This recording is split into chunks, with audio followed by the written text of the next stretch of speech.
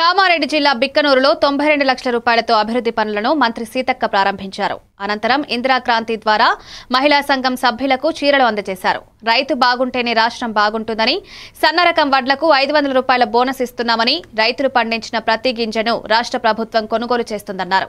మహిళా సంఘాల అభ్యున్నతి కోసం సీఎం రేవంత్ రెడ్డి పథకాలు తీసుకొస్తున్నారని, రుణాలు, చీరలు రాష్ట్ర వ్యాప్తంగా 1 కోటి మహిళలకు పంపిణీ జరుగుతోందని పేర్కొన్నారు. ఈ కార్యక్రమంలో షబీర్ అలీ, సురేష్ షెట్కర్, కలెక్టర్ ఆశీష్ సాంగ్వన్, ఎస్పీ రాజేష్ చంద్ర తదితరులు పాల్గొన్నారు.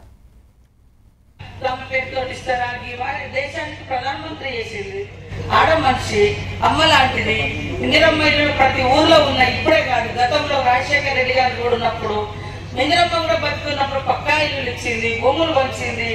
ఇట్లా ఏదో ఒక చిల్లరగా కొంతమంది దుష్ప్రచారం చేస్తాం. మానీయురాలు మా అందరికి స్ఫూర్తి, ధైర్యము, అలా ముందుకు రావాలనే లక్ష్యంతో పని చేస్తా ఉన్నాం. కాబట్టి ఇక్కడికి వచ్చిన మా అక్క చెల్లెలకు కూడా అందరికి విజ్ఞప్తి చేస్తా ఉన్నాం. మీ ఊర్లో కోటీశ్వరులను చేయాలని లక్ష్యం పెట్టుకున్నాం. దానికి అనుగుణంగా మరి వచ్చి రాగానే ఉచితంగా బస్సు, మరి ఇళ్లలో కరెంటు ఫ్రీ 200. ఈరోజు బస్సు ఫ్రీనే కాదు, బస్సుకు ఓనర్లను చేస్తూ ఈరోజు 6 కోట్ల రూపాయలను మీ ఒక్కొక్క బస్సుకు 30 లక్షలు రిలీజ్ కూడా చేస్తా ఉన్నాం.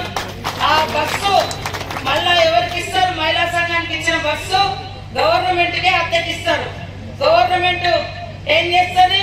మహిళా సంఘాల వాళ్లకు నెలకు 70,000 రూపాయలు బస్సు వాళ్ళు మాకు అద్దెకిచ్చినందుకు, గవర్నమెంట్కి ఇచ్చినందుకు వాళ్లకు నెల కిరాయి కూడా కట్టడం జరుగుతూ ఉంది. అదే కాకుండా అంతకుముందు పొదుపు సంఘాలంటే కేవలం ఏదో డబ్బులు వాడుకునేది, మళ్ళీ కట్టే కాడ తిప్పలేదు. కానీ ఇప్పుడు మరి వేరే వాడుకోకుండా